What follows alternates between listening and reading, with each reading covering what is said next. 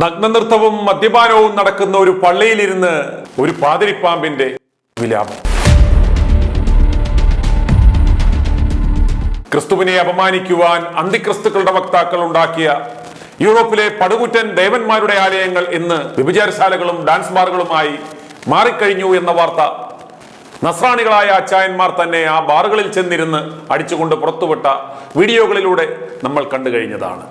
എന്നാൽ കഴിഞ്ഞ ദിവസം കത്തോലിക്ക സഭയിലെ ഒരു കൂതാശപ്പണിക്കാരൻ സ്കോട്ട്ലൻഡിൽ കൂതാശപ്പണിക്ക് പോയപ്പോൾ കണ്ട കാഴ്ച എന്ന് പറഞ്ഞ് അദ്ദേഹത്തിന്റെ യൂട്യൂബ് ചാനലിൽ അദ്ദേഹം ഒരു വീഡിയോ ഇട്ടിരുന്നു. ദൈവവചനം പറഞ്ഞാൽ ഒരു വിശ്വാസി പോലും കയറി നോക്കില്ല എന്നറിയാവുന്നത് കൊണ്ടാവണം അദ്ദേഹം തന്റെ തംബ്നെയിലിൽ കൊടുത്ത ക്യാപ്ഷൻ ഇപ്രകാരമായിരുന്നു: ഈ പള്ളിയിൽ നഗ്നനൃത്തവും മദ്യപാനവും എന്നായിരുന്നു. അതുകൊണ്ട് തന്നെ നല്ലൊരു ശതമാനം വിശ്വാസികളും അത് ഏതു പള്ളി എന്നറിയുവാൻ ചാടിക്കയറി കണ്ടു. സ്കോട്ട്ലൻഡിലെ പള്ളിയിൽ നടക്കുന്ന നഗ്നനൃത്തവും മദ്യപാനവും ഒക്കെ പാതിരി ലൈവായി ചെന്ന് കണ്ട് അത് പകർത്തി ആ ചർച്ച് ബാറിൽ കയറിയിരുന്ന് രണ്ടെണ്ണം അടിച്ചുകൊണ്ടും ആ ഡാൻസ് കണ്ടുകൊണ്ടുമാണോ എന്നറിയില്ല അവസാനം ഒരു പ്രാർത്ഥനയും പ്രാർത്ഥിച്ചു. ദൈവാലയത്തിനുണ്ടാകുന്ന മൂല്യച്യുതിയിൽ വിലപിച്ചുകൊണ്ടായിരുന്നു പാതിരിയുടെ ആ പ്രാർത്ഥന. സ്വർഗസ്ഥനായ ഞങ്ങളുടെ പിതാവേ, അങ്ങയുടെ നാമം പൂജിതമാകണം, അങ്ങയുടെ രാജ്യം വരണമേ, അങ്ങയുടെ തിരുമനസ്സ് സ്വർഗത്തിലെ പോലെ ഭൂമിയിലുമാകണം. ഞങ്ങൾക്ക് ആവശ്യമായ ആഹാരം ഇന്ന് ഞങ്ങൾക്ക് തരണമേ. ഞങ്ങളുടെ കടക്കാരോട് ഞങ്ങൾ ക്ഷമിച്ചിരിക്കുന്ന പോലെ ഞങ്ങളുടെ കടങ്ങളും പാപങ്ങളും ഞങ്ങളോട് ക്ഷമിക്കണം. ഇതെല്ലാം കണ്ട് നമ്മുടെ നാട്ടിലും ഈ അവസ്ഥ വരുവാൻ അധികം താമസമില്ല എന്ന് പാതിരി പറയുന്നുണ്ട്. ഇത് വചനത്തിന്റെ പൂർത്തീകരണമാണെന്ന് ഏതെങ്കിലും ഒരു സത്യക്രിസ്ത്യാനി ഈ പാതിരിക്ക് ദയവായി പറഞ്ഞു കൊടുക്കുക. യൂറോപ്പിൽ പാതിരിമാർ പള്ളി ബാറാക്കിയെങ്കിൽ ഇവിടെ അൾത്താര മണവറയാക്കിയ പാതിരിപ്പാമ്പുകൾ ഇവിടെ കിടന്ന് പുളയ്ക്കുന്നുണ്ടെന്ന് നാം അറിയണം. ആത്മീയ കച്ചവടക്കാർ ഉണ്ടാക്കിയ ദേവാലയത്തിന്റെ നാശത്തെക്കുറിച്ച് വിശുദ്ധ മത്തായിയുടെയും ലൂക്കോസിന്റെയും സുവിശേഷങ്ങളിൽ പ്രകാരം പറയുന്നു. യേശു ദേവാലയത്തിൽ നിന്ന് പുറത്തു വരുമ്പോൾ ശിഷ്യന്മാരിൽ ഒരുവൻ പറഞ്ഞു: ഗുരു, നോക്കൂ, എത്ര വലിയ കല്ലുകൾ, എത്ര വിസ്മയകരമായ സൗധങ്ങൾ. അവൻ പറഞ്ഞു: ഈ മഹാസൗധങ്ങൾ നിങ്ങൾ കാണുന്നില്ലേ? എന്നാൽ ഇവയെല്ലാം കല്ലിന്മേൽ കല്ല് ശേഷിക്കാതെ തകർക്കപ്പെടും എന്ന്. അതിമനോഹരമായ ശലോമോന്റെ ദേവാലയത്തിന് എന്ത് സംഭവിച്ചു? ലോകവിസ്മയമായ യെരുശലേം ദേവാലയത്തിന് എന്ത് സംഭവിച്ചു? ഇതൊന്നും കാണാതെ ഗ്രഹിക്കാതെ പള്ളികൾ കെട്ടിപ്പൊക്കി അതിന്റെ പേരിൽ കടിപിടി കൂട്ടുന്ന മൊണ്ണകളെ നാം എന്ത് വിളിക്കണം? പട്ടിയെ പിടിച്ച് വലിയ കൂടുണ്ടാക്കി അതിലിട്ട് എല്ലിൻ കഷ്ണം ഇട്ട് കൊടുക്കുന്നത് പോലെ പള്ളികൾ എന്ന മണിമാളികൾ പണിത് അതിൽ ക്രിസ്തുവിനെ കൂടിയിരുത്തി ഈ മെത്രായോടികളും പാതിരിപ്പാമ്പുകളും മർത്തലമ്മമാരും മുണ്ണക്കുഞ്ഞാടുകളും നിന്ന് നീട്ടിപ്പാടുമ്പോൾ കാലുമാട്ടി സുഖിച്ചിരിക്കുന്നവനാണോ ക്രിസ്തു? നിങ്ങൾ എറിഞ്ഞു കൊടുക്കുന്ന നേർച്ചക്കാശ് പറ്റി അനുഗ്രഹങ്ങൾ വാരി വിതറുന്നവനാണോ യേശു ക്രിസ്തു? നിന്റെയൊക്കെ തലയിൽ എന്ന് ക്രിസ്തുവാകുന്ന വെളിച്ചം കയറും എൻ്റെ മൊണ്ണയച്ചായന്മാരെ. പ്രാർത്ഥിക്കുവാൻ നീയൊന്നും കപടഭക്തിക്കാരെ പോലെ പള്ളിയിൽ പോകരുത്. അത് കള്ളന്മാരുടെ ഗുഹയാണ്.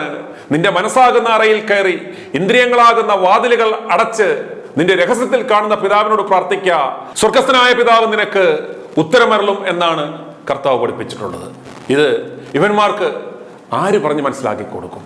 അതുപോലെ വചനം പറയുന്നു, യേശു അവരോട് പറഞ്ഞു: ആരും നിങ്ങളെ വഴിതെറ്റിക്കാതിരിക്കുവാൻ സൂക്ഷിച്ചുകൊള്ളുവിൻ. ഞാനാണെന്ന് പറഞ്ഞു പലരും എൻ്റെ നാമത്തിൽ വരും. അവർ അനേകരെ വഴിതെറ്റിക്കും. ഇതാ ക്രിസ്തു ഇവിടെ, അവിടെ എന്ന് ആരെങ്കിലും പറഞ്ഞാൽ നിങ്ങൾ വിശ്വസിക്കരുത്. കാരണം കള്ളക്രിസ്തുമാരും വ്യാജപ്രവാചകന്മാരും പ്രത്യക്ഷപ്പെടും. സാധ്യമെങ്കിൽ തെരഞ്ഞെടുക്കപ്പെട്ടവരെ വഴിതെറ്റിക്കുന്നതിന് അടയാളങ്ങളും അത്ഭുതങ്ങളും അവർ പ്രവർത്തിക്കും. നിങ്ങൾ ജാഗരൂകരായിരിക്കുവിൻ.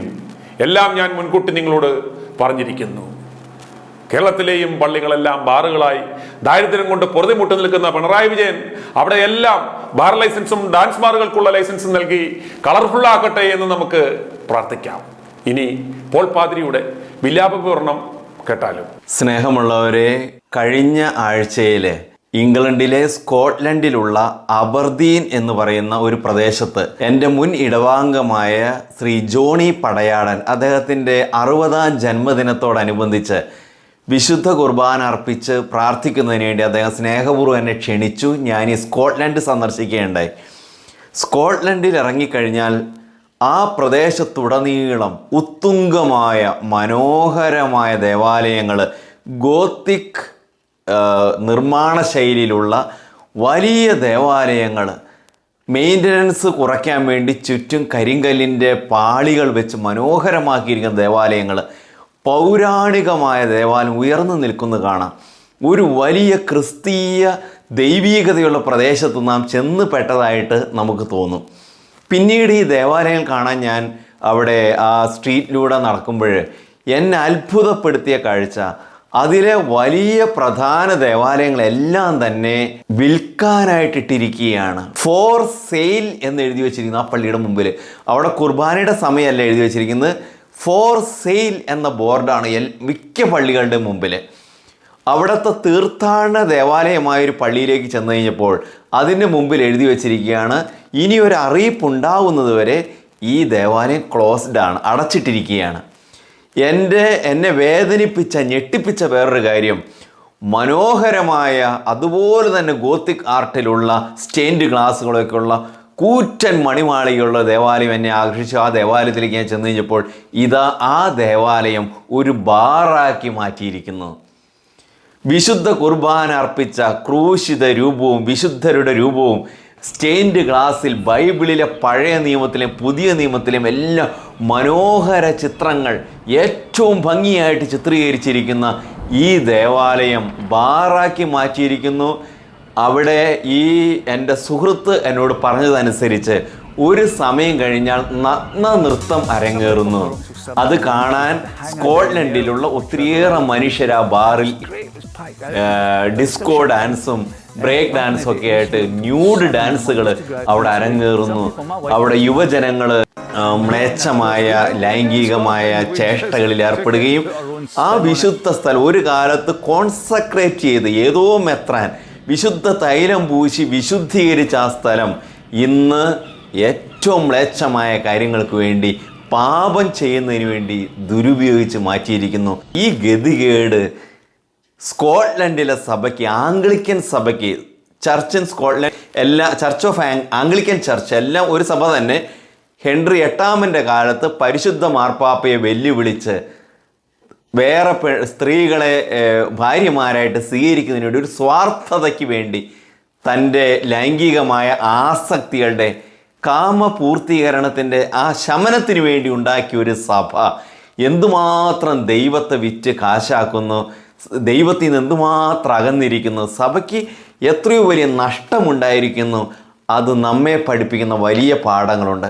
ഞാൻ നിങ്ങളെ കാണിക്കാൻ പോകുന്ന ഈ ദേവാലയം 100 കൊല്ലം പഴക്കമുള്ളത് മാത്രം, എന്ന് വെച്ചാൽ കഴിഞ്ഞ ഒരു നൂറ്റാണ്ട് കൊണ്ട് കടന്നു വന്ന തലമുറ സഭയുടെ ചരിത്രം പഠിക്കുകയും ക്രിസ്തുവിൻ്റെ ആദർശങ്ങൾക്ക് വിലയില്ലാത്ത രീതിയിൽ സഭ പെരുമാറിക്കഴിഞ്ഞപ്പോൾ സ്കോട്ട്ലൻഡ് ആംഗ്ലിക്കൻ ചർച്ചും കത്തോലിക്ക സഭയും തമ്മിൽ പരസ്പരം ചെളിവാരി എറിയുകയും ഭിന്നത രൂക്ഷമാവുകയും, ഇനി ആംഗ്ലിക്കൻ ചർച്ചിലും സ്കോട്ട്ലൻഡ് ചർച്ച് തമ്മിൽ ആ സഭയുടെ ഉള്ളിൽ തന്നെ സ്കോട്ട്ലൻഡിലെ രാജ്ഞിയെ ഇംഗ്ലണ്ടിൽ കൊണ്ടുപോയി കൊന്നു എന്നൊരു ധാരണ ഉള്ളതുകൊണ്ട് അവരിടയിൽ തന്നെ ആഭ്യന്തര ഭിന്നത രൂക്ഷമാവുകയും ചെയ്തപ്പോൾ ആ സഭാ സംവിധാനം പറഞ്ഞ നിമിഷം കൊണ്ട് ഏതാനും വർഷങ്ങൾ മാത്രമേ ഉള്ളൂ തകർന്ന് തരിപ്പണമായി പോയി.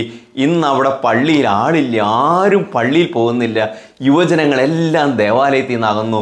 ദൈവമില്ലാതെ സഭയില്ലാതെ ജീവിക്കുന്ന ഒരു തലമുറ അവിടെ രൂപപ്പെട്ടു. അതിൻ്റെ ദുരന്തങ്ങൾ ആ തലമുറയ്ക്കുണ്ട്. സഭയും ഏറെ കാര്യങ്ങൾ അതിൽ നിന്ന് പഠിച്ചു, പാഠം പഠിക്കാനുണ്ട്. നമ്മുടെ സഭയിൽ ഉരുണ്ടുകൂടിയിരിക്കുന്ന ഈ വലിയ ദുരന്തത്തിന്, ആഭ്യന്തര യുദ്ധത്തിന്, പരസ്പരം ചെളിവാരിയലുകൾ എവിടെ ചെന്ന് തീരും? നമ്മുടെ സഭയിൽ രൂപം കൊണ്ടിരിക്കുന്ന ആഭ്യന്തര കലാപം, ആത്മായരെ പരസ്പരം ഭിന്നിപ്പിച്ച്, വൈദികരെ മെത്രാന്മാരെ അവഹേളിച്ച് കളിയാക്കി ഛിന്നഭിന്നമായ ഈ അവസ്ഥ നമ്മുടെ സഭയെ എങ്ങോട്ട് നയിക്കുന്നു? കേരള സഭയുടെ ഭാവി എന്ത് എന്നതിൻ്റെ ഒരു നേർച്ഛേദമാണ്, കൃത്യമായ പ്രകടനമാണ്, ശരിക്കുള്ളൊരു എക്സ്പ്രഷനാണ്. വരാൻ പോകുന്ന കാലത്തിൻ്റെ ഒരു പ്രവചനം തന്നെയാണ് ഇന്ന് സ്കോട്ട്ലൻഡിൽ കാണുന്ന ഈ ദേവാലയങ്ങൾ. അതുകൊണ്ട് ഇതിൻ്റെ ചരിത്രം, ഇതിൻ്റെ പുറകിലുള്ള തകർച്ച നാം ഒന്ന് പഠന വിഷയമാക്കേണ്ടതാണ്. അകലെ നിന്ന് നോക്കിയപ്പോൾ തന്നെ ദേവാലയ ഗോപുരത്തിന്റെ മുകൾ ഭാഗം ആകാശത്തേക്ക് ചൂണ്ടിക്കൊണ്ട് നിൽക്കുന്ന പൗരാണിക ഗോത്തിക് ആർട്ടിലുള്ള ഈ ദേവാലയം ആരെയും ആകർഷിക്കും. ഗോത്തിക് ശൈലിയുടെ പ്രത്യേകത അതിന്റെ ഗോപുരങ്ങളുടെ എല്ലാം അഗ്രഭാഗം മുകളിലേക്ക് ചൂണ്ടിക്കൊണ്ട് നിൽക്കുന്ന ഒരു വിരൽ പോലെയാണ് രൂപപ്പെടുത്തിയിരിക്കുന്നത്. എന്താണത് പറയുന്നത്? മുകളിലേക്ക് നോക്കൂ, ദൈവത്തെ ഓർക്കൂ, സ്വർഗം ലക്ഷ്യമാക്കി ജീവിക്കൂ. ഇതാണ് ഈ ഗോത്തിക് ആർട്ട് ലോകത്തോട് വിളിച്ചു പറയുന്നത്. അതിന്റെ മുമ്പിൽ നിന്നപ്പോൾ തന്നെ, വർഷങ്ങൾക്ക് മുമ്പ് മംഗലപ്പുഴ സെമിനാരിയിലായിരുന്നപ്പോൾ, നമ്മുടെ കേരളത്തിൽ ആദ്യമായിട്ടൊരു ഗോത്തിക് ആർട്ടിലുള്ള ഒരു ദേവാലയം രൂപപ്പെടുത്തിയ ആ മനുഷ്യരെ ഓർത്തുപോയി. മംഗലപ്പുഴ സെമിനാരി മനോഹരമായ ഗോത്തിക് ആർട്ടിന്റെ ഏറ്റവും മനോഹരമായ ഒരു രൂപകൽപ്പനയാണ്. ആ പള്ളിയുടെ മുമ്പിൽ നിൽക്കുമ്പോൾ, നമുക്ക് ഒരു പള്ളിയുടെ മുമ്പിൽ നിൽക്കുമ്പോഴുള്ള ആഴമായ ഭക്തിയും സ്നേഹവും ആ ദേവാലയ രൂപത്തോട് നമുക്ക് തോന്നിപ്പോകും. ആ ദേവാലയത്തിന് മുമ്പിൽ വെച്ചിരിക്കുന്ന ബോർഡിൽ എഴുതി വെച്ചിരിക്കുന്നു സോൾ, ആത്മാവ്. ബാറാക്കി മാറ്റി കഴിഞ്ഞപ്പോൾ ആ ബാറിന് അവർ കൊടുത്ത പേരാണ് സോൾ. ഈ ദേവാലയത്തിൽ നിന്ന് ദൈവം ഇറങ്ങിപ്പോയി കഴിഞ്ഞപ്പോൾ, ആത്മാവ് മരിച്ചപ്പോൾ, പരിശുദ്ധാത്മാവ് നഷ്ടപ്പെട്ടപ്പോൾ, വെറും മൃതശരീരം പോലെയായി തീർന്ന ഈ ദേവാലയത്തിന് വെറും ഭൗതിക ചിന്തയുള്ളവർ ഇട്ട പേരാണ് സോൾ, ആത്മാവ്. എന്താത്മാവാണ്? ലോകത്തിന്റെ ആത്മാവ്, മൃതമായ ആത്മാവ് ഒക്കെ ആയിരിക്കാം അവരത് ഉദ്ദേശിച്ചത്. എന്തായാലും ഈ ദേവാലയത്തിന്റെ അകത്തേക്ക് ഞങ്ങൾ കടന്നു ചെന്ന് കഴിഞ്ഞപ്പോൾ ഏറ്റവും വില കൂടിയ ബ്രാൻഡിയും വിസ്കിയും ബിയറും എല്ലാം നിരനിരയായി അലങ്കരിച്ച്, പണ്ട് തിരുസ്വരൂപങ്ങൾ അലങ്കരിച്ചു വെച്ചിരുന്ന സ്ഥലത്ത് വിശുദ്ധരായ മനുഷ്യരിയ്ക്കുന്ന രൂപക്കൂടുകളിലെല്ലാം ഈ മദ്യക്കുപ്പികൾ നിരത്തി വച്ചിരിക്കുന്നു. ആ ദേവാലയത്തിന് ചുറ്റുമുള്ള സ്റ്റെയിൻഡ് ഗ്ലാസിൽ നിർമ്മിച്ച വിൻഡോസ്, ജനലകളിലേക്ക് ഞങ്ങൾ കണ്ണോടിച്ച് നോക്കി.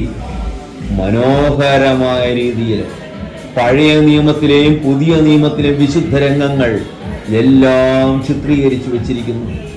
യേശുവിന്റെ കുരിശുമരണം, അവന്റെ ഉത്ഥാനം, അവന്റെ ജനനം, പീലാത്തോസ് അവനെ വിധിക്കുന്നത്, പരിശുദ്ധ മാതാവിന്റെ മംഗളവാർത്ത, ഈശോയുടെ ആഘോഷമായ ജെറൂസലേം പ്രവേശനം, അന്ത്യ അത്താഴം, 5 അപ്പം കൊണ്ട് 5000 പേരെ തീറ്റിപ്പോറ്റുന്ന മഹത്തായ അത്ഭുതം തുടങ്ങിയ ബൈബിൾ ഭാഗങ്ങളെല്ലാം ഏറ്റവും മനോഹരമായ രീതിയിൽ സ്റ്റെയിൻഡ് ഗ്ലാസിൽ രൂപപ്പെടുത്തി വെച്ചിരിക്കുന്നു.